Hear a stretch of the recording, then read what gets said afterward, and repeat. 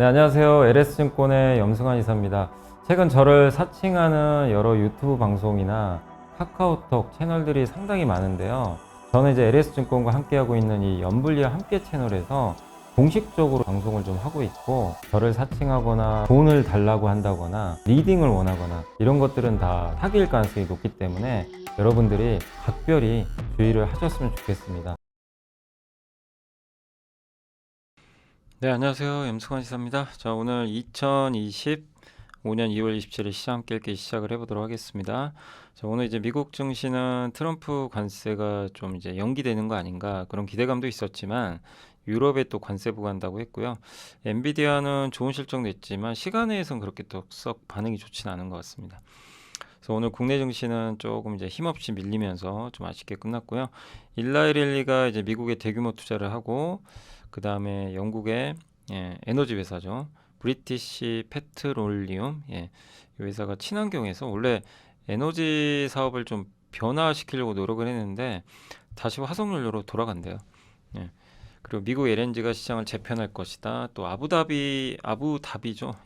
아부다비 왕족 타눈이라고 있어요. 이제 우리가 뭐 요새 빈살만 얘기 많이 안 하지만 그 아랍에미리트의 아부다비 여기에 타눈이라는 이제 또 아주 예, 큰 힘을 발휘하는 왕족이 AI 대규모 투자한다는 그런 내용이 있고 휴머노이드 로봇이 마침내 실제 직업을 얻다 이런 내용하고요. 오늘 그 태양광 좋았죠. 중국 태양광 제품 가격이 올랐다고 합니다. 이런 내용들하고 Why Always Me 요게 이제 키움에서 나온 자료인데 요게 이제 어제 뭐 아시겠지만 클래시스 삼성전자 인수권 있었잖아요. 근데 사실 무근으로 밝혀지긴 했지만 오늘 또 주가 급등했거든요. 그러니까 저게 인수냐 아니냐가 또 물론 중요하죠. 근데 저는 이제 어제도 말씀드렸지만 그게 본질이 아니다. 지금 어쨌든 사람들은 지금 우리나라의 이 피부 미용 의료 기기에 대해서 투자도 관심 많고 저기 기업들도 관심 많다는 거죠. 예, 그게 중요한 것 같고 그래서 그 관련된 내용 또 여기 키움증권에서 적어주셨고 그 다음에 이제 미국이 중국 선박하고 해운 규제하는 거 그 내용 한 번 더 있고요. 쿠팡 실적 나왔고 그 다음에 유가 전망 VT 원익 IPS 이제 기업 분석 보고서 있었고 전자공시는 현대로템 좀 많습니다. 아세아시멘트, 아세아제재, UTI, 글로벌 텍스프리, 삼성전기, T3, 영업무역홀딩스 말씀드리겠습니다. 오늘은 좀 아쉽게도 장이 좀 좋지는 않았습니다. 자, 이제 미국 증시 좀 이게 나스닥은 다행히 올랐는데 반도체랑 다우는 빠졌고요. 미국에서도 태양광이 좋았어요. 그리고 금리가 벌써 4.248%까지 떨어졌습니다. 많이 떨어졌죠. 그래서 나스닥 기술주가 3일간의 급락을 끝내고 반등에 성공했고 테슬라 급락했고요. 엔비디아는 장중에 급등했었습니다. 엔비디아 좋은 실적 냈고 그다음에 연준이 들여다보는 거에서는 조금 경기 침체 신호가 좀 뜨고 있다 이런 내용인데 수요일 미국 증시는 트럼프 대통령이 이제 유럽에 대한 25% 관세 부과 발언에도 불구하고 최근 이제 급락에 따른 이런 반발 매수가 유입되면서 낙폭을 축소하면서 강보합에 마감을 했고요. 엔비디아가 장마감 후에 실적 발표를 예정하고 있어서 좀 관망하는 분위기는 맞았습니다. 근데 급락했다 들어올리긴 했는데 비트코인은 뭐 오늘도 좀 빠졌어요. 아까 막 8만 4천 달러도 깨진 것 같더라고요. 이 새벽에 봤을 때 연초 이후 11%나 급락을 했고 트럼프 대통령은 3월 원래 이거 기억하시죠? 3월 2일 날 관세 때린다 그랬는데 갑자기 4월 2일이래요. 슬그머니 또 한 달 연기시켜 버린 거예요. 그래서 기자들이 계속 물어봐요. 맞냐고 4월 2일. 예, 근데 맞대요 또.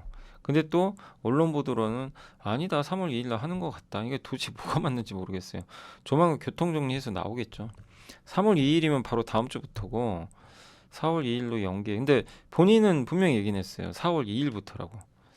그래서 연기한 거 아닌가 싶긴 한데 정말 이게 좀 애매한 상황이고 엔비디아 제가 이거 이제 오늘 아침에 썼을 때 실적발 그때 상승 중이었는데 이건 좀 수정해야 되겠네요. 지금은 이제 시간에서 뭐 많이 빠진 건 아닌데 또 바뀌어 버렸죠. 네. 그때는 올랐었거든요. 그 로우스 주택 업체 로우스는 실적 좋아서 좀 급등했고 테슬라가 또 급락했고요. AI 스타 주식으로 등극했던 엠러빈이라고 있습니다. 이제 이게 광고 게임 같은데 이제 광고 플랫폼 하는 회사인데 이 회사가 공매도 회사에서 또 보고서가 나온 거예요. 이 공매도 리포트가 따로 있잖아요, 미국은. 그래서 주가가 빠졌습니다. GM은 자사주 매입으로 급등. 일라이릴리가 미국에 대규모 공장 짓겠다 이런 내용을 했고, 하워드 막스는 지난번하고 똑같은 얘기했어요. 미국 주식 비싸다. 근데 거품은 아니다. 예, 그러니까 지금은 투자에 좀 신중해라. 뭐 그런 내용입니다. 자, 엔비디아가 놀라운 실적이 보이시죠? 네, 요게 엔비디아의 데이터 센터 매출액입니다. 정말 뭐 끝없는 질주가 나오고 있고, 예, 엄청나게 투자했죠. 이제 걱정되죠. 이게 이렇게 가능한 건가? 예, 그리고 전년 동기 대비 매출 증가했고, 근데 우려되는 게 이거예요. 어떤 게 우려되냐면 매출 총 어디 갔죠? 매출 총 이익률이 73.5로 여전히 높지만 감소하기 시작합니다. 보이시죠? 저게 이제 매출 총 그 이익률인데, 저게 이제 좀 감소하기 시작을 하더라고요. 그러니까 이런 부분들은 좀 안 좋은 거죠. 데이터 센터 매출액 좋았고 다음 분기 가이던스도 좋은데 여기도 안 좋아요. 매출 총 이익률은 기대치보다 못했고, 블랙엘 매출이 기대보다 2배나 잘 나왔어요. 그래서 이제 당시 주가가 좋았죠. 젠슨항이 했던 얘기 중에 제일 인상 깊은 건 다른 게 아니라 저는 이겁니다. 그 이번 주에 한번 제가 그 어디죠, 월스트리트 저널 기사 한번 보여드렸잖아요. 거기 뭐라고 써 있었죠? 뭔 소리냐, 학습보다 추론은 100배다. 그죠? 그 아마 기사 기억하실 거예요. 그래서 추론은 학습보다 100배 더 많은 컴퓨팅 수요가 필요하니까 학습이 10분의 1 줄어도 추론까지 합치면 10배 증가한다. 그래서 이거는 컴퓨팅은 계속 필요하다. 그게 있었는데 젠슨항이 똑같은 얘기를 하고 있어요. 그죠? 이 얘기를 했어요. 추론은 학습보다 100배 더 많다. 학습이 줄어도 그러니까 추론에서 더 많은 수요가 창출하는 거죠. 예. 근데 이것도 이제 모르지는 않아요. 그러다 보니까 뭐 한마디로 제가 엔비디아 보면서 느낀 거, 아, 시장이 이제 놀라지도 않는구나. 예. 저 정도 당연한 거 아니야? 이제 나와야지 실적. 예, 이런 거죠. 너무 그동안 잘 나갔기 때문에 이제 이 정도 가지고는 반응도 안 해요. 예, 당연하고. 근데 걱정되는 건 영업 이익률이 감소한단 말이에요. 이익률 감소는 뭐냐면 이제 물량으로 승부한다거나 아니면은 조금씩 경쟁이 심화된다는 얘기죠. 예, 그렇게 또 우리가 볼 수도 있거든요. 그러니까 이익률 감소는 좀 어떻게 보면 엔비디아의 주가에는 좀 악재가 되고 있다. 이렇게 좀 봐야 될 것 같습니다. 약간 경쟁이 좀 이제 뭐 브로드컴도 있고 하니까 그 이익률로 우리가 보거든요. 이게 독주인지. 근데 저렇게 이익률이 감소한다는 건 썩 좋은 신호는 아니죠. 엔비디아만 독주하는 시장이 아닌 것 같다라는 얘기로 볼 수 있고요. 연준이 경기 침체로 간주하는 신호 중에 여러분들 그 10년 만기 국채 금리랑 2년 만기 국채 금리 빼면 이게 장단기 금리 차라 그러죠. 장기 금리, 단기 금리. 그러면 10년 만기 국채 금리가 더 높은 게 당연하잖아요. 여러분들이 돈 빌려주는데 친구한테 10년 동안 빌려줘요. 2년 동안 빌려줘요. 금리 어느 게 더 높아야 돼요? 당연히 장기 금리가 높아야죠. 그래서 10년짜리가 높죠. 그 10년 금리는 경기를 반영하고, 짧은 금리는 연준의 정책을 반영해요. 그래서 보통은 항상 그런 건 아니지만 10년 만기 국채 금리가 높은 게 정상입니다. 근데 이게 역전되는 경우가 있죠. 10년짜리가 2년 밑으로 들어오거나, 지금 여기는 3개월이에요. 이건 밑으로 꺾이면 어떤 얘기죠? 10년 만기 국채 금리가 많이 떨어졌다는 얘기죠. 그 얘기는 뭐예요? 경기가 안 좋아지는 시도예요. 10년 만기 국채 금리는 경기가 제일 중요합니다. 저게 떨어진다는 건, 저 금리가 떨어진다는 게, 야, 경기 안 좋은 거 아니야 이제? 이렇게 되는 거죠. 근데 연준은 2년 만기보다 3개월을 선호해요. 그래서 이게 CNBC에서 오늘 나왔던 뉴스예요. 10년하고 3개월 스프레드 뺀 거죠. 그게 플러스여야 되잖아요, 당연히. 얼마 전까지 이렇게 높았어요. 근데 지금 보세요, 마이너스 전환했죠. 물론 일시적일 수도 있습니다. 그래서 이거를 이제 역수익률 곡선이라고 하는데, 지난 수십 년간 경기 침체기에 이게 되게 예측을 잘했대요. 그래서 지금 어쨌든 최근에 미국의 10년물 금리가 계속 떨어집니다. 좋은 신호는 아니에요.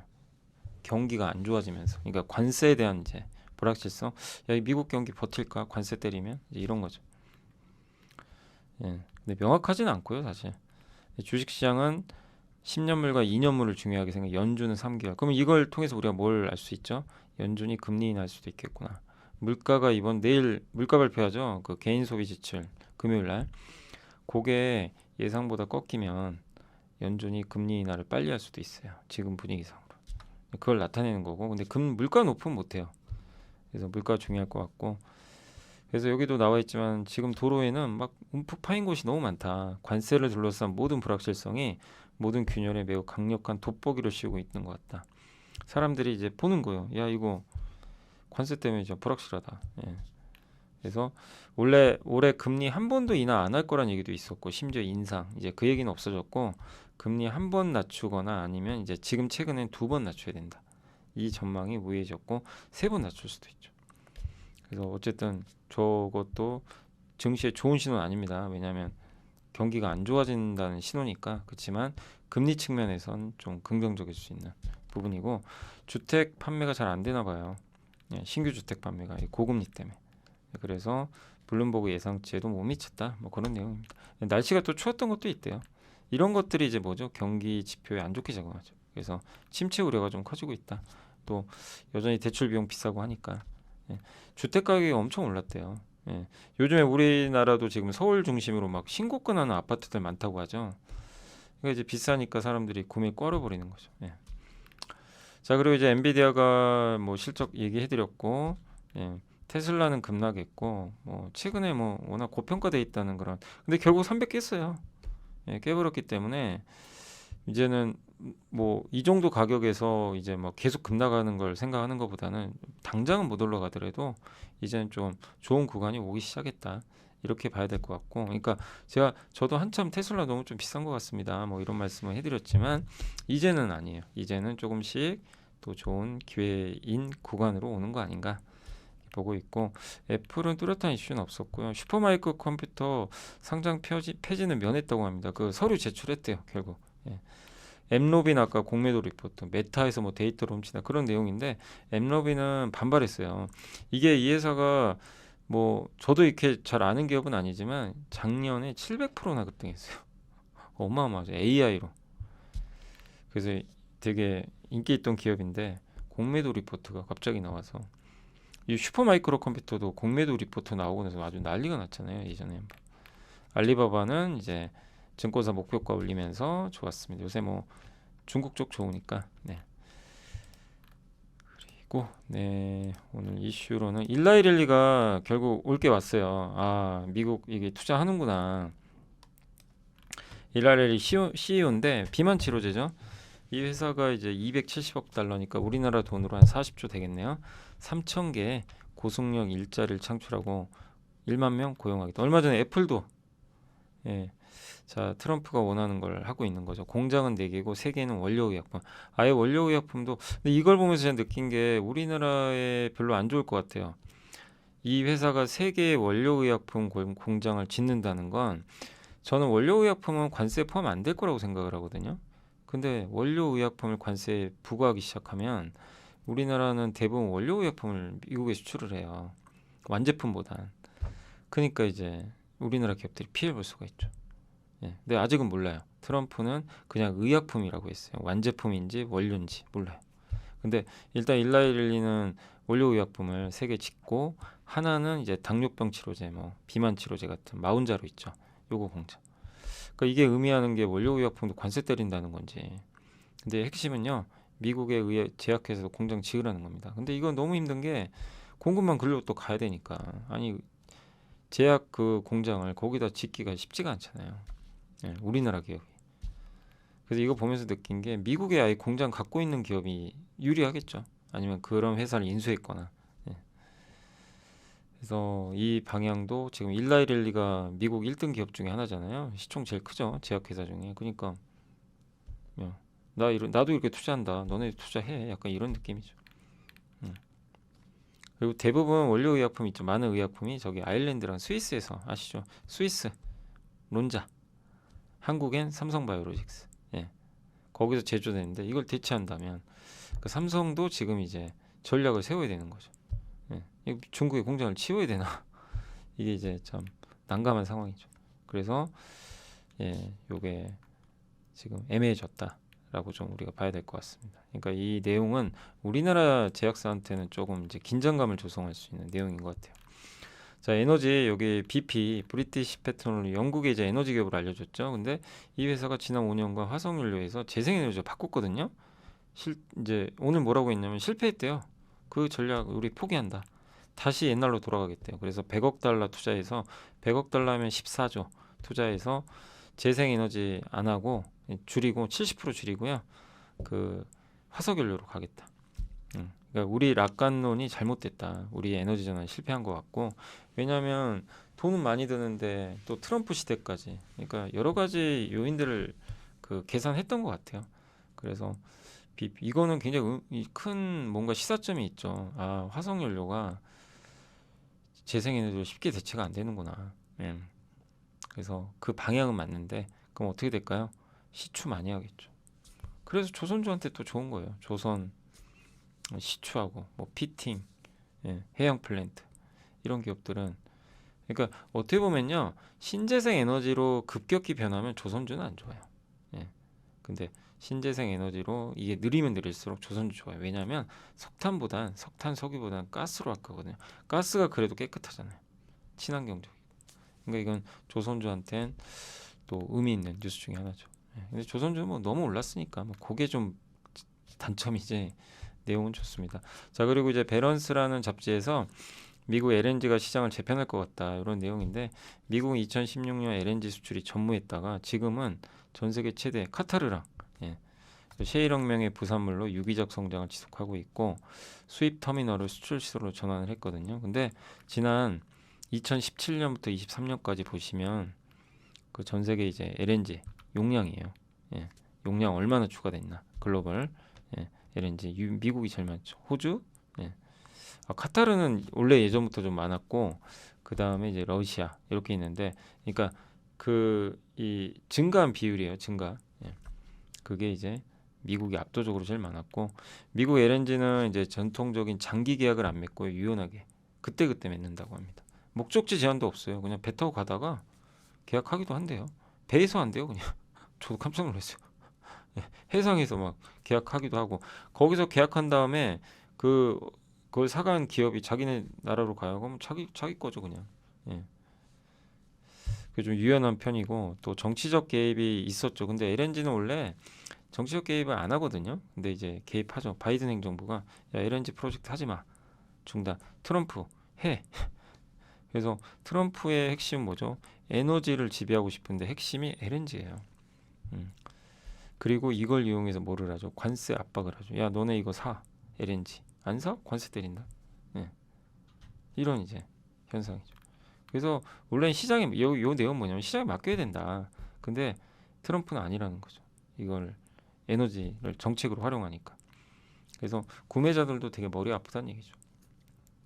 그래서 백악관이 개입을 하고 있고 이게 어떤 식으로 작용할지 모르지만 적어도 이런 부분은 한국한테 유리합니다. 조선주한테. 예. 계속 LNG 수요가 늘어나는 거니까. 그리고 AI 관련해서 저도 이 기사를 보고 좀 저도 이게 좀 처음 안 내용이에요. 뭐 이 탄훈이라는 사람이 있는지도 몰랐고 스파이 셰이크라고 불린대요. 한번 여러분들 들어보시면 아랍에미리트의 국가안보 보좌관 셰이크 탄훈 이름이 되게 길죠. 빈 자이드 알 나흐얀인데 1조 4천억 달러 규모의 자산을 관리한대요. 자, 1조 4천억이 우리나라 돈 얼마일까요?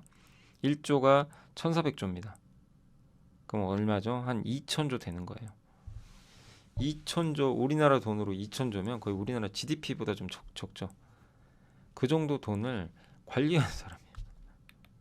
예, 어마어마한 거죠. 이게 이제 빌 게이츠랑 옛날에. 그래서 많은 미국의 빅테크 CEO가 다 만났어요. 돈이 여기 있으니까 점주잖아요. 어떻게 보면 돈이 여기 있는 거죠. 예, 진짜 어마어마한 돈을 마치 그 스타게이트 프로젝트에 돈을 대는 사람은 손정희 회장이지만 중동에 이 사람이 또 하나의 AI 큰 손으로 된 거죠. 그러니까 지금 어떻게 보면 손정희 중동에서는 여기 탄훈 이 두 사람을 꼭 기억을 해놓으시면 좋을 것 같아요. 그래서 AI를 아랍에미리트의 경제 중심 산업으로 키우려는 비전을 갖고 있고 AI 개발 및 통제를 목표로 500억 달러 규모의 새로운 AI 펀드 이걸 MGX라고 합니다. 이걸 조성을 한다고 합니다. 그래서 이걸 통해서 수십억 달러 투자하겠다. 사실 수십억 달러 투자하면 별거 아니죠. 이 돈에 비하면. 예. 근데 수십억 달러면 뭐 조 단위가 넘는 거기 때문에 결코 우리 입장에서 좋은 게 아니죠. 근데 오픈 AI, XAI, 엔트로픽, 소프트뱅크, 아마존 이런 AI 기업에 거액 투자를 했고요. 또 700억 달러 규모의 아랍에미리트 유럽 투자 중 일부가 또 AI 관련, 그러니까 이 사람이 하는 것 중에 대부분이 좀 AI에 집중하고 있어요. 근데 제가 글을 읽고 여기다 적진 않았지만 왜 이렇게 AI 관심이 많았냐면 옛날에 알파고 있죠. 바둑 둔 거. 알파고 이겼잖아요. 예. 그거 보고 충격받아가지고 야, AI 이거 관심 가져야 되겠다. 예. 이렇게 생각했던 거죠. 그때 알파고가 이제 바둑에서 이겨버렸잖아요. 예. 그래서 그때부터 흥미를 가졌다고 합니다. 그리고 여기 스타게이트 아시죠? 예, 스타게이트 프로젝트에도 투자해요. 어떻게 보면 뭐 손정희 회장과 또 손 같이 잡았다고도 볼 수 있겠죠. 근데 원래는 이 스토리가 있는 게 여기가 중국과 협력하고 있어요. 화웨이 장비 쓰고 미국이 제일 싫어하잖아요. 화웨이 거 쓰지 말라 그러는데 그래서 바이든이 뭐라고 했냐면 야, 너 둘 중에 하나 선택해. 우리랑 AI 하려면 우리만 선택하고 중국과 빠져. 탄원이 고민했겠죠. 근데 결국 미국을 선택했어요. 화웨이 장비 철거하고 마이크로소프트와 계약을 맺었습니다. 그래서 데이터 센터 이제 중동이 짓겠죠. 또 이거 하기 위해서 TSMC 다행히 여기 삼성이 들어가 있어요. 삼성전자. 그리고 중동, 남아시아, 아프리카 겨냥한 AI 산업 허브 조성을 좀 목표로 하고 있고 실제 AI 허브로 자리 잡기 위한 인재 부족 문제 해결이 과제라고 하는데 그러니까 인재가 문제죠. 근데 거기다가 허브 만들어서 인재를 계속 유치하려고 하는 것 같아요. 그리고 이 아까 AI 펀드 있죠. 요거의 투자금의 무려 70에서 80%를 미국에 쓰겠대요. 그러니까 트럼프가 얼마나 좋아하겠어요. 그죠? 또 트럼프 사위 제러드 쿠슈너의 펀드에도 10억 달러 투자. 결국엔 트럼프하고 관계를 좋게 만들어서 뭔가 AI에서 한 몫을 하겠다. 이런 것 같아요. 그래서 AI가 그러니까 이거는 뭐 제가 뭐 중동의 전략까지는 모르지만 이 탄훈이라는 사람은 보통 사람은 아닌 것 같아요. AI가 핵심인 걸 알고 있는 거죠. 명확하게. 그래서 AI에 대한 전례 없는 대규모 투자 그리고 미국과 중국 사이에서 미국 선택했고 데이터 센터 이런 거 유치하고 AI로 설정해서 나라를 부흥시키겠다. 약간 이런 거라고 보시면 되겠고 여기에 이런 투자가 늘어나면 우리는 당연히 좋죠. 왜냐하면 우리는 반도체를 공급할 수 있는 국가거든요. 또 이 사우디랑 아시죠? 네이버가 되게 사이가 좋은 거. 네이버가 사우디에도 AI 같은 그때 뭐였죠? 소프트웨어 같은 거, 디지털 트윈 이런 거 공급한 걸로 알려졌는데 네이버가 뭐 제가 아랍에미리트랑 관계가 있는지는 잘 모르겠어요. 중동 쪽에 사우디에 이미 진출했기 때문에 그래서 우리나라 기업들도 여기에 뭐 또 먹거리가 생기지 않을까 이런 좀 생각은 드는 내용입니다. 그리고 로봇 관련해서 휴머노이드 로봇이 마침내 실제 직업을 얻다. 월스트리트 저널인데 뭐 요즘에 이런 인간형 로봇이 많이 나오죠. 뭐 다림질도 하고 휴머노이드 로봇의 등장과 활용 어질리티 로보틱스 디제 요게 이제 아마존이죠. 아마존 창구에 예전에 한번 제가 함께 배우기에서 한번 한번 알려드렸던 것도 같긴 한데 한번 볼까요? 요게 이제 요겁니다. 뭐 잠깐 한번 보세요. 로봇이 이제 움직입니다. 저걸 들고 이제 가는 거죠. 이렇게. 너무 사람 같으면 안 돼요. 징그러울 것 같아요. 무서워요. 그렇기 때문에 잘 저런 게 낫죠. 휴머노이드 형태의 장점은 계단 통로. 그러니까 일반적인 요새 배송 로봇 있잖아. 바퀴 달린 거. 그거는 우리 집 앞에 배달 못 해요. 그잖아요. 물론 이제 그 아파트는 할 수 있겠죠. 엘리베이터 그냥 하면 되니까. 근데 일반 계단 어떻게 올라갑니까? 특히 미국 같은 경우는 계단이 많잖아요.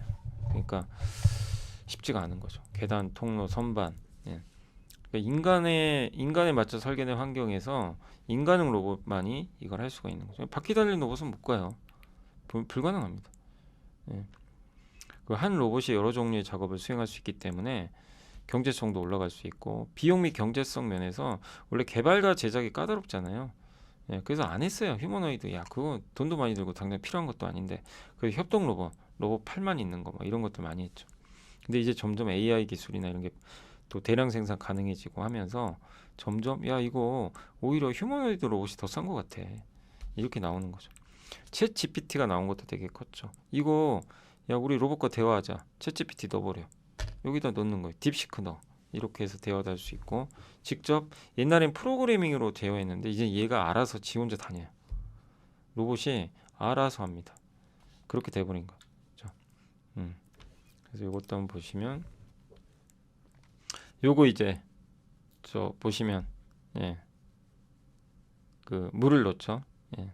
저기 이제 박스에 넣는 거예요. 저기 바구니라 그래야지. 예. 여러분도 우리 어떻게 놓죠? 저거 그냥 대충 저렇게 놓나? 좀 뭔가 어색하긴 한데 아무튼 이제 저런 식으로, 예. 마치 뭔가 고민하는 것처럼, 예. 이게 AI가 이제 들어가 있는 거죠. 그래서 현재 12개 이상의 스타트업이 휴머노이드 로봇을 개발하고 있고, 특히 뭐 우리 한국의 보스턴 다이내믹스, 현대차 갖고 있는, 예, 실제 창고나 공장에서 이제 활용하기 위해 서비스 시범 운영 중에 있고, 올해부터 아마 테스트하는 걸로 알려져 있습니다.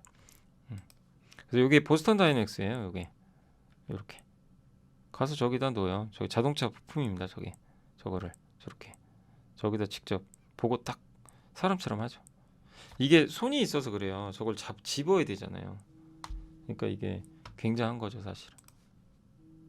자, 결론적으로 최근 급격히 발전한 AI 기술과 저렴해진 그 하드웨어 생산 비용이 이제 결합되면서 대중화 시대가 올 수도 있다. 그러니까 저도 로봇에 대해서는 작년까지는 야, 로봇 그냥 너무 테마주 아닌가 그렇게만 생각했어요. 왜냐면 다 적자고 시장은 아직 먼 것 같고 그나마 협동 로봇만 좀 괜찮았는데, 올해도 이제 작년 말부터 올해 이제 공부하면서 더 느낀 건, 야, 이 로봇이 이제는 테마가 아니라 산업이 되겠고, 많은 빅테크가 선언을 했고, 특히 저런 생산 비용이 결합되면서 절감되면서 대중화 단계까지는 빨리 올 것 같아요.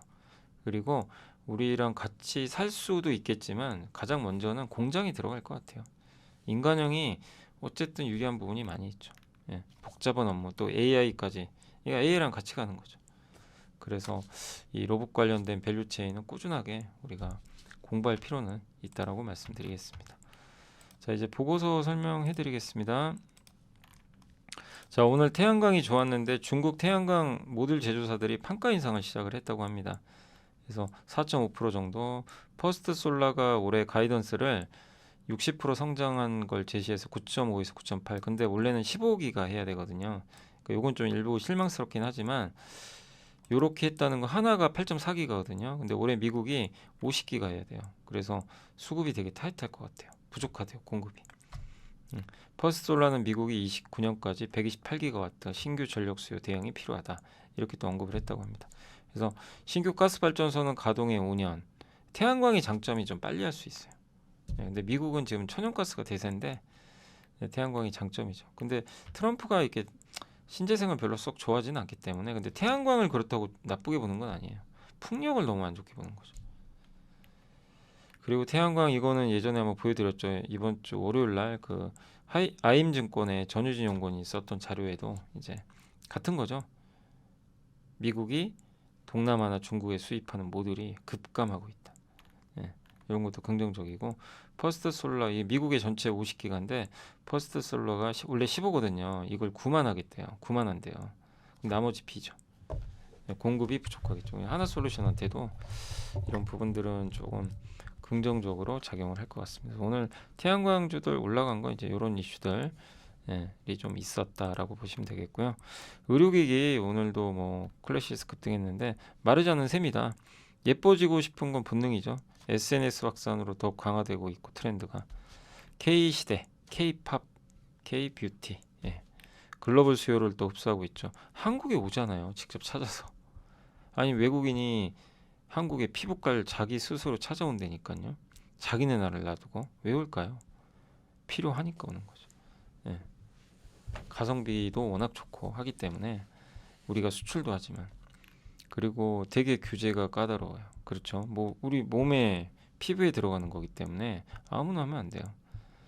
후발증이, 그래서 이게 진입 장벽이 형성돼요. 그러니까 이익률이 높을 수밖에 없죠. 영업 장벽이 되고, 또 의료인을 대상으로 할 거 아니에요. 뭐 의사분들, 이렇게 대상으로 영업을 하니까 영업 장벽이 생기는 거죠.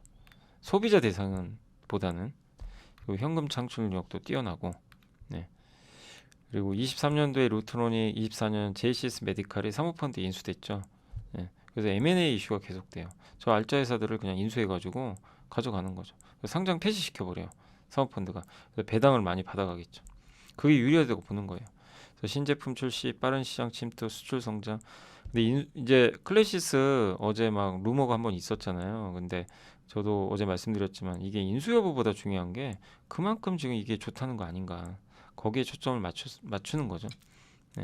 그래서 클래시스, 비올, 원택은 각자의 지역에서 장비파고 하는 준비가 완료됐고, 여기서 우리가 생각해야 될 거는 여기만 있는 게 아니라 APR이나 동국제약 같은 피부미알 의료기기 집에서 하는 거, 그것도 시장이 계속 좋을 수도 있어요. 왜냐하면 피부과 가기 싫어하시는 분들 있거든요. 번거롭고 비싸고 하니까 그냥 집에서 하면 안 되나? 집에서 화장품 바르기 좀 애매하고 효과는 잘 안 나니까, 그래서 이제 기기로 대체하시는 분들도 있단 말이에요. 그 시장이 아직은 좀 아주 크진 않은데 열리겠죠. 또. 우리만 그런 게 아니니까 또. 그러니까 이제 오늘 또 APR이 뭐 급등한 이유는 사실 오늘 APR이 급등하는 화장품 때문이거든요. 근데 어쨌든 예, 이런 것들도 다 연결지어서 우리가 볼 수가 있겠죠. 그리고 해운은 이제 핵심은 뭐 이건 많이 설명드렸으니까 이것만 보시면 돼요. 중국한 컨테이너선 발주가 없는 선사 HMN과 양밍, 대만의 양밍 두 개밖에 없어요. 중국향 컨테이너선 발주가 없어요. 중국산 비중 1% 미만이고, 이게 없어야 유리하죠. 그래야 벌금 안 내요. 그러니까 이번에 발표한 기준으로 미국 입항 시에 수수료 면제받는 회사는 HMN밖에 없어요. 주요 선사 중에 탑 7개 선사 점유율이 70인데 입항 시마다 무려 125만 달러 내야 됩니다. 적은 돈, 저게 우리나라 돈으로 한 15억씩 내야 돼요. 입항할 때마다. 예. 만약 수수료 모두 납부하면 운임이 2배나 오를 거래요. 운임 튀는 건 불가피하죠. 벌크선은 미국이 주요 매출처는 아닌데 중국산 벌크선을 안 쓰는 회사는 없어요. 벌크선은 다 중국산이죠. 예. 미국은 또 곡물 수출 많이 하거든요. 그러니까 이게 참 이런 것도 있어요. 저거 진짜 싫음. 저거 말이 되는 건가? 저렇게 할 수 있나? 왜냐면 중국이 지금 전 세계에서 해운이나 조선 컨테이너선이나 벌크선 차지하는 비중이 너무 높거든요. 근데 저걸 규제해버리면 또 미국도 피해를 볼 텐데. 근데 어쨌든 예, 중국 해운업과 조선사를 망가뜨리겠다는 게 목표예요, 미국은. 그래서 실제 실현 여부까지는 봐야 되겠지만 한국의 해운사나 조선사한테 긍정적인 부분이 있습니다. 쿠팡 실적이 좋았고요. 뭐 펀더멘탈 강화까지는 뭐 언제까지냐 뭐 이런 내용인데 4분기 영업이익이 4,353억 일회성 제거하셔야 돼요. 화재 보험 수취한 게 있어서 그래도 1,900억에 달하는 역대 최고, 마진율 좋고 예, 활성 고객 수가 무려 2,280만 명. 팟패치 요거 이제 인수했던 요게 명품 거래하는 회사 아닌가요, 그죠? 예, 온라인으로. 근데 성장세는 어쨌든 지속되고 있고 25년 역대 최고 실적 예상하고 있고 로켓아웃 멤버십 가격 올렸잖아요. 그래도 계속 가입자 늘고 있습니다. 영업 실적 꾸준하죠. 네. 이제 그냥 거의 이제 쿠팡은 한국의 전자상거래 운영 쿠팡이 돼버린 것처럼 대명사가 된 것처럼 일상이 돼버렸어요. 예. 그러니까 쿠팡은 마치 코카콜라 같아요. 예. 이제 여기서 뭐 엄청나게 성장하는 것보다는 이제 독점력을 바탕으로 이익을 계속 증가시켜 나가겠죠. 매출 성장보다는. 예. 그럴 가능성이 높죠. 근데 여기를 이제 이기려고 지금 뭐 예전에 이마트도 도전했다가 처참히 실패해 버렸고 중국 회사들도 들어왔는데 결국엔 요새 알리바바나 테무 얘기 잘 안 하잖아요. 그죠? 그것도 더 뭐 성장은 지금 할지 모르지만 쿠팡이 위협은 안 되는 상황이고 이제 누구나 그냥 습관처럼 써버리는 쿠팡이 돼버렸다. 그렇게 보시면 되겠습니다. 원자재 관련해서는 이제 유가가 좀 간접적인 유가 하락 요인이요. 그러니까 뭐냐면 그 우크라이나 종전 협상 하게 되면 유가가 좀 약간 빠질 수도 있대요. 뭐냐면 러시아 석유 재고가 되게 많아요. 재고가. 근데 지금 갖고 있으니까 이거를 방출을 해야 될 거 아니에요. 근데 그대로 갖고 있으니까 유가에 영향 안 주지만 종전이 돼서 러시아 제재가 풀리면 저 원유가 나오겠죠. 그러면 원유 공급이 느니까 유가는 떨어질 거고 그 다음에 이제 석유 수송 경로가 증가하면서 운송 비용이 증가했죠. 근데 만약에 러시아 제재가 끝나면 혹시 운송 비용이 좀 줄 수도 있고 러시아에서 직접 또 할 수도 있는 거니까 그 유가 떨어진 요인이고 미국이 오펙 플러스에 증산 요구할 수도 있대요. 뭐 사우디 같은데. 근데 이거는 가능성은 높지 않게 보지만 종전이 되면 뭐 할 수도 있다. 그럼 유가 떨어지겠죠. 그래서 종전 협상은 일단 유가에는 하락 요인인데 근데 단 최근 2주간 유가 좀 요새 빠졌잖아요. 그래서 이거는 반영됐다. 단기적으로는 오히려 유가가 반등할 수도 있을 것 같다. 그래서 단기적으로는 유가의 반등을 좀 염두에 두시되 그러나 중장기적으로 하락이죠. 예, 중장기적인 사이클은 큰 사이클은 또 트럼프가 그걸 원하고 있기 때문에. 자, 그리고 기업 분석은 VT가 어제 실적이 잘 나고 물론 기대엔 좀 못 미쳤어요. 그렇지만 전년 동기 대비 54% 증가했고 화장품 역대 최대 실적 냈습니다. 예, 뭐 좋은 실적을 냈고요. 예, 일본, 중국도 좋았고 리들샷 아시죠? 이게 핵심이죠. 예, 다이소에서 막 없어서 못 팔잖아요. 네, 올해도 24% 이익 증가할 것 같고 중국, 북미 글로벌 확장이 본격적으로 확대될 것 같다. 이런 내용입니다. 1분기는 예열 단계로 파악하고 있고 2분기부터 이제 지역 접점 확대와 동시에 미주 중심, 미국 중심 마케팅 또 본격화될 것 같다. 이런 내용인데 근데 요즘에 미국은 별로 안 좋아요. 미국은 경쟁이 치열해져가지고.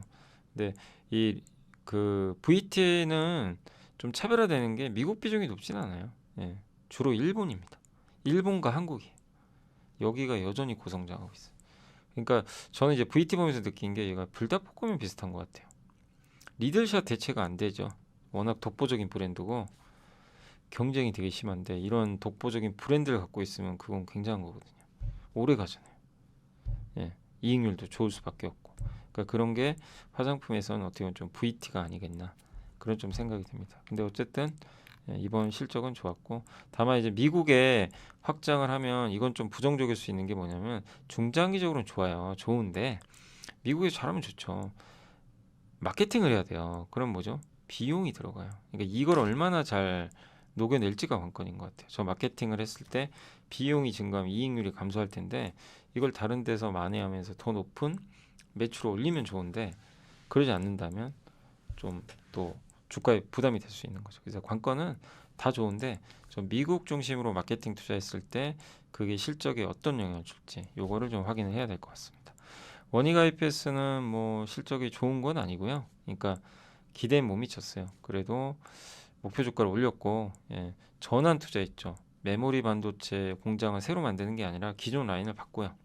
예, 이제 그런 부분들이 좀 있다라고 보시면 되겠습니다. 그래서 이게 그 이 디램 그러니까 이 전환하는 거죠. 기존 공장을. 그래서 첨단 공정으로 좀 바꾸는 거기서 이제 강점이 있는 기업 중에 하나니까 원익 IPS가 그런 부분에선 좀 수혜를 받을 것 같다 이런 내용이고 또 낸드는 공급 제한을 위해서 단순한 가동률 감소보다 여기도 마찬가지야 공정 전환. 예. 그래서 현재 전환 투자할 때 아무튼 원익 APS 장비가 들어가다 보니까 그런 부분은 긍정적이고 또 중국 매출 비중이 높진 않아요. 근데 요즘에 이제 중국 제재한다는 얘기가 있으니까 이런 부분들은 좀 긍정적이지 않을까라고 보고 있는 것 같습니다. 자, 어쨌든 1분기 실적을 저점으로 25년 매출액 22.2% 성장할 걸로 일단 전망을 하고 있습니다. 그래서 국내 최대 장비사로 아직까지 뭐 실적이나 이런 부분에서 뭐 엄청난 이런 사이드를 보여주는 건 아니지만 점진적으로 실적도 턴어라운드 하고 있고 예, 그래서 올해는 좀 더 나아지지 않겠냐. 근데 중요한 건 삼성이죠. 삼성전자가 좋은 모습을 보여줘야 좀 같이 갈 수 있다라고 생각을 하고 있습니다. 그리고 이제 마지막으로 공시 좀 설명드릴게요. 현대로템이 그 모로코 철도청과 전동 열차죠. 2조 2천억인데 근데 기간이 10년이에요. 예. 어쨌든 대형 계약을 맺었고 아세아 시멘트랑 아세아 제지 여기 아세아 그룹이 자기 주식을 소각을 한다고 합니다. 예전에 갖고 있던 자사주. 그리고 요게 좀 특징적이었던 게 UTI라는 기업이 그 UTI 비나 빈폭이라고 자회사 있어요. 베트남에. 거기에 금전을 대여했어요. 왜 했냐면 설비 투자하려고. 이유가 아마 UTI 비나 빈폭이 그 폴더블 폰 있죠. 이거 글라스 있죠. 유리잖아요. 커버 글라스. 요거 만드는 회사거든. 주로 삼성이 납품을 해요. 여기에 아마 투자하려고 하는 거겠죠. 그래서 삼성이 이게 2번 접는 폴더블 폰도 공개를 했는데 어떤 스마트폰 카메라에 원래 UTI가 여기 스마트폰 있잖아요. 여기 스마트폰 카메라 여기에 유리 있죠. 바깥 이거 보호하려고 그 커버 글라스 만드는 회사예요. 근데 유리 가공하는 업체죠. 어떻게 보면. 네, 폴더블 폰에 사용되는 UTG 초박막 강화 유리와 UFG 두께가 좀 두꺼운 거예요. 좀 휘어져요. 요렇게 생겼어요. 예, 요게 이제 그 UTG라고 하는데 요게 UFG입니다. 예, 요렇게 휘어지기도 하고. 근데 얘는 좀 얇고 예, 얘는 좀 두꺼운 거죠. 그래서 유리로 이제 뭐 스크래치 없이 사용하는 건데 어쨌든 UFG는 두껍지만 강도가 좀 좋고 좀 강도가 좋아요. 예. 그래서 요거를 이제 만들어서 이제 폴더블 폰에 이런 것들이 이제 들어가는 거죠. 그래서 코닝가도 예전에 파트너십 체결했고, 근데 최근 애플이 내년 하반기에 나올 가능성이 높은 것 같아요. 그래서 그 이번에 설비 투자하는 거 애플에 들어갈지는 제가 모르지만 저게 애플에 들어가기 전에 삼성 디스플레이가 저걸 만든 다음에 애플에 공급하거든요. 그래서 아마 애플에 들어가는 걸 UTI가 할 수도 있고, 근데 그거는 알려진 건 아닙니다.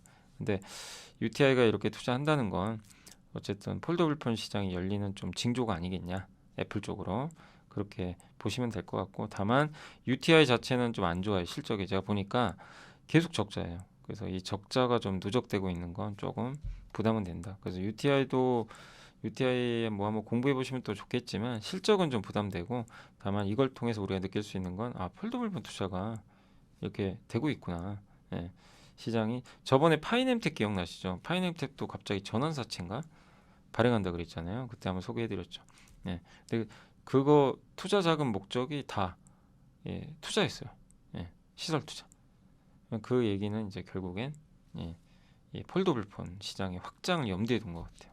근데 기업들이 어쨌든 현금이 좀 부족해서 그런지 몰라도 이렇게 그뭐 금전 대여도 하고, 근데 UTI는 뭐 자회사에 주는 거고 어쨌든 투자를 하고 있는 것 같습니다. 그리고 글로벌 텍스프리는 여기 증여 공시가 있었어요. 증여는 증여하고 앞에 2달, 뒤에 2달 요걸 이제 평균을 내서 증여 단가 결정하니까 아직 결정 안 됐고, 이제 어제 종가가 4,110원이니까 6억 정도 증여를 결정했습니다.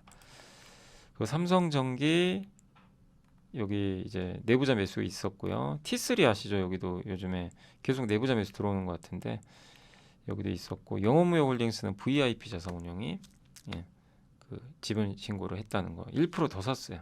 추가적으로 그런 내용 말씀을 드리도록 하겠습니다.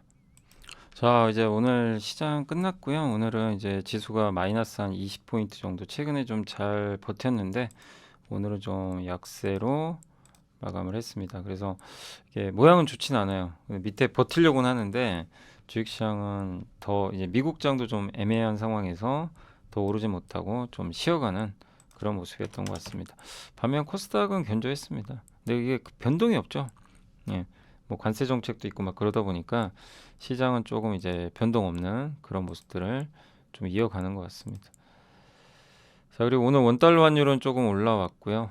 요 부분도 조금 이제 부담으로 오늘 작용했고, 오늘 일단 이제 외국인들 기관들이 좀 많이 판 것도 조금 이제 부담이 됐습니다. 근데 연기금은 사는데 금융투자가 이제 외국인 선물까지 때려버리니까 요새 계속 팔죠. 막 그 우리나라 주식시장. 근데 개인과 연기금의 방어로 오늘은 조금 약간은 역부족이었다라고 말씀을 드리고 싶고, 그다음에 이제 섹터 쪽으로는 오늘 미용기기가 그 클래시스가 어쨌든 삼성이 부인했는데도 급등해 버렸어요. 이제 아까 말씀드린 대로 관심들이 계속 있는 것 같고, APR 좋았고, 뭐 원택도 일부 올라갔습니다. 그리고 화장품은 오늘 클래시스 여기 그 APR이나 이런 기업들이 좀 오르면서 좀 강했던 것 같고요. 엔터주도 오늘 YG 플러스나 오늘 또 YG 엔터, 하이브 다 주가가 좋았습니다. 항공주는 그 TA홀딩스가 결국 이제 거기 대명그룹인가요? 거기 이제 지분을 넘기는 공시가 나왔죠. 미디어 관련주도 조금 강했고, 백화점은 강했다고 보기는 어렵고요. 엔터, 철강주, 현대제철이 오늘 3.8% 가까이 올랐습니다. 근데 이제 오늘은 많은 기업들이 빠졌어요. 유리기판 그동안 많이 올라서 오늘은 급락해 버렸고, 반도체가 오늘 썩 좋지 않았습니다. 엔비디아 실적 발표했지만 좋았지만, 그리고 건설기계 어제 좀 급등했다 오늘 좀 빠졌고, 반도체 뭐 PCB 뭐 조선기자재도 오늘 안 좋았고요. 자율주행 또 오늘 좀 좋진 않았고, 로봇주들도 오늘은 좀 안 좋았습니다. 2차 전지도 오늘 좀 안 좋았고요. 그래서 주요 대표 기업들 뭐 원전, 조선, 뭐 2차 전지, 반도체 뭐 가릴 것 없이 다 오늘은 안 좋은 상황으로 이렇게 마무리가 됐고, 그나마 이제 미용기기 이런 쪽만 좀 좋았던 것 같아요. 오늘 시장의 특징은 그렇고요. 오늘 삼성전자가 좀 덜 빠졌지만 하이닉스 빠졌고, 현대차는 오늘 배당락이 있었어요. 배당 주잖아요. 어제까지 이제 그 배당에서 저 시간의 거래까지, 그러니까 6시까지잖아요. 6시까지, 어제 6시까지 갖고 계셨으면, 그러니까 어제 그냥 끝날 때까지 다 들고 계셨으면, 어제 아예 안 파셨으면 배당 받는 겁니다. 예, 그러니까 이제 배당을 받게 되는 거고, 그 다음에 이제 이 셀트리온 같은 거 어제 급등했다 오늘 좀 되밀렸고, 네이버가 오늘 왜 5% 빠졌는지 잘 모르겠네요. 이것도 뭔가요? 네이버. 예, 네이버는 그렇다고 뭐 배당을 많이 주는 기업은 아닌데 오늘 어쨌든 급락했습니다. 예. 이유는 모르겠어요. 오늘 외국인이 그냥 팔아 그랬어요. 그동안 좀 많이 샀는데 판 내용은 없습니다. 특별히. 물론 이제 오늘 좀 배당락이 있긴 있었는데, 예. 글쎄요. 이게 네이버가 잠깐만요. 배당을 많이 주는 기업은 아니잖아요. 그죠? 0.5% 시가 배당률 0.5니까 배당 때문에 빠진 건 아니고요. 오늘은 어쨌든 이 외국인들의 뭐 왜 팔았는지까지는 뭐 알려져 있지 않습니다. 그리고 오늘 현대모비스는 올랐고 카카오는 또 반대로 올랐어요. 외국인이 카카오를 사고 네이버를 판 건지 모르겠습니다. 변압기 안 좋았고 조선주 안 좋았고요. 하이브 좋았고, 네. 알테오젠이 다시 40만 원 넘었고 대단합니다. 그리고 HLB도 급등, 클래시스 시총 상위 기업들이 좋았어요. 그러니까 그래서 코스닥은 좋았고, 반면에 오늘 HPSP는 뭐 뚜렷한 이유는 없었지만 반도체 좀 오늘 빠지면서 급락했고, 펩트론 좀 빠졌고요. 카페24가 오늘은 좀 빠졌습니다. 그리고 스튜디오 드래곤은 5% 급등했고, 네. YG 엔터도 엔터 미디어가 좋았습니다. 그리고 필옵틱스 유리기판 안 좋았고요. 반도체 반면에 뷰티 이쪽은 좋았던 것 같아요. 코스피는 토니모리 화장품, APR 화장품, 예, 한국항공우주 요즘에 분위기 좋죠. 그리고 태양광, 예, 좋았습니다. 반면에 STX 엔진이 오늘 13%. 그러니까 최근에 어쨌든 이제 이런 섹터들이 워낙 좀 또 좋기도 했지만 오늘은 일단 STX 엔진도 여기 방산주죠. 예, 좀 외국인들의 대량 매도가 쏟아져 버렸습니다. 잘 나가던 기업들의 외국인 매도가 좀 쏟아진 게 많은 것 같습니다. 그리고 코스닥에서는 오늘 글쎄요 제주 반도체 조금 올랐고요. 한 5% 올랐고 VT 태광 좋았지만 반대로 TLB가 오늘 8% 빠졌고 이제 단계 많이 올랐던 이런 이제 반도체 쪽에서 매도 카페24 좀 빠졌고요. 동진세미캠도 빠졌고 추성엔진 한마디로 오늘 좀 반도체가 코스닥에서는 좀 좋지 않은, 예, 좋은 실적을 냈는데도 엔비디아가 시간의 거래에 좀 빠진 게 조금 부담으로 작용한 것 같습니다. 자, 어쨌든 오늘 이제 시장 이렇게 한번 좀 정리를 해드리고 좀 오늘 증시 좀 아쉽습니다. 어제까지는 미국이 안 좋아도 버텼는데 막상 또 미국이 반등하니까 또 역으로 좀 빠지는 그런 모습이고, 엔비디아에 대한 평가가 좋긴 한데 그거 같아요. 좋은데 놀라질 않으니까 뭐 알겠는데, 예, 놀라질 않는 것 같고 이 이익률이 좀 감소하는 거 이런 부분들이 조금 이래저래 부담으로 작용을 하고 있는 것 같습니다.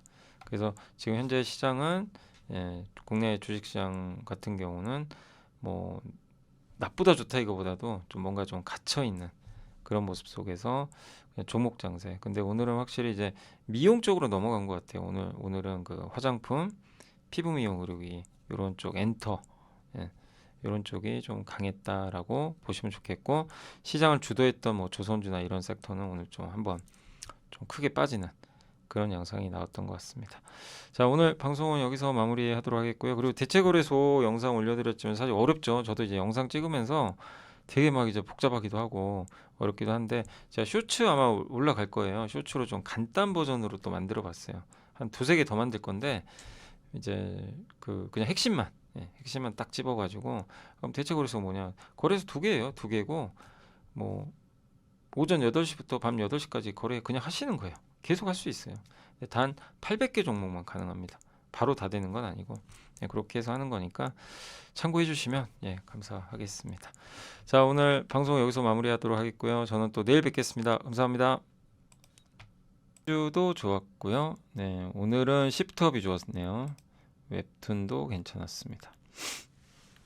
2차 전지 셀도 좋았고 아침에 빠졌다가 다 올라왔고요. 자율주행차 쪽은 세코닉스가 오늘 좋은 분위기고, 아까 그 MC넥스도 물어보시더라고요. 근데 참 MC넥스 잘 안 가죠. MC넥스는 조금 느리긴 한 것 같습니다. 오늘은 세코닉, 그 풍력주도 미국에서 풍력주가 좀 괜찮았거든요. 그래서 오늘은 좀 올라왔습니다. 랜드 밸류업 관련주. 반면 오늘 빠진 건 조선주.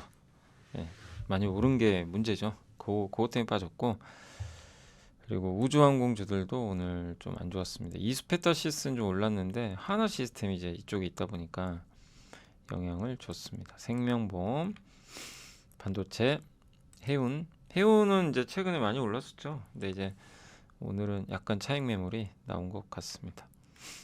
유리기판도 좀 빠졌고요. 의료 AI도 일부 조정을 받았습니다. 그러나 많은 이제 기업들이 견조한 모습을 보여서 오늘 시장 흐름은 뭐 괜찮았다, 선방했다라고 보겠습니다. 여기에 삼성전자만 안 빠졌으면 더 좋았겠지만 전자가 빠진 게 조금 아쉬운 상황입니다.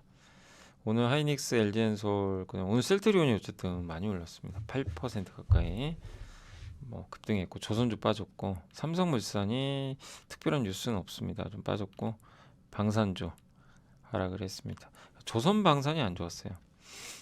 오리온도 오늘 조금 빠졌고요. 코스닥은 오늘 에코프로비엔 같은 2차전지 좋았고, 휴젤도 좋았고요. 피부 미용 의료기기 관련해서 오늘 물론 클래시스가 그게 사실 아니라고 하니까 빠지긴 했지만, 이 뭐죠, 휴젤 같은 이제 동종 업계죠. 어떻게 보면 피부 미용 의료기기 쪽이니까 뭐 같은 사업은 아니지만 휴젤은 오히려 올라갔고, 예. 엔캠이 좀 반등해줬고요. SM은 오늘 좀 빠졌습니다. 셀트리온 제약도 좋았고, 네. 동진세미캠은 어제 이제 창업주가 이제 사망을 하다 보니까 거기 관련돼서 뭐 약간 얘기들이 나오면서 주가 변동성이 일부 어제 있었습니다. VT가 좀 안 좋았고요. VT 예상보다 실적은 안 좋았던 거는 같더라고요.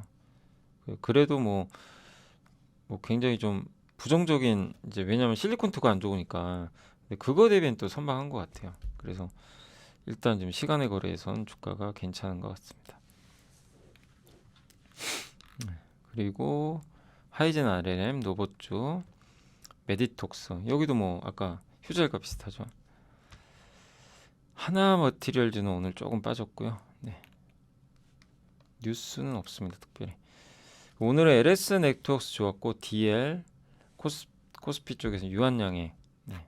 반면 오늘 화장품 쪽이 좀 좋지 않았고, 실리콘투가 좀 빠져서 그런 것 같아요. 한화, 네. 여기도 좀 좋지 않았습니다. 코스닥은 오늘 대동기업, 뭐 유니슨, 예, 세명전기, 성우하이텍, 예, 이런 기업들이 좀 올랐지만 거래대금 많이 나온 기업 중에서는 아주 그렇게, 예, 활발하게 움직이진 않았던 것 같고요. 예, 빠진 거는 VT, 예, 뭐 실리콘투, 그리고 많이 올랐던 뭐 성강민드 같은 조선기자재가 좀 빠졌다라고 보시면 좋겠습니다. 그래서 오늘 이제 시장은 이렇게 한번 정리를 해드리도록 하겠습니다.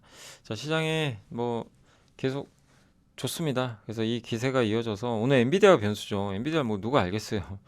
네, 내일 시간에 또 거래를 봐야 되지만 실적은 좋을 거는 같아요. 근데 문제는 실적이 아니고 향후 전망, 그리고 딥시크 사건 어떻게 할 거냐. 지출, 마이크로소프트가 데이터 센터 임대한 거 취소했다는데 어떨 거냐. 너네 수혜 못 받는 거 아니냐, 막 이제 이런 질문들이 오갈 것 같은데, 거기에 대해서 젠스당 CEO가 어떤 대답을 할지가 너무나 더 중요해진 그런 구간인 것 같습니다. 그래서 내일 새벽에 발표될 엔비디아 실적에 이제 대부분 초점을 맞추시겠죠. 그걸 좀 보고, 예.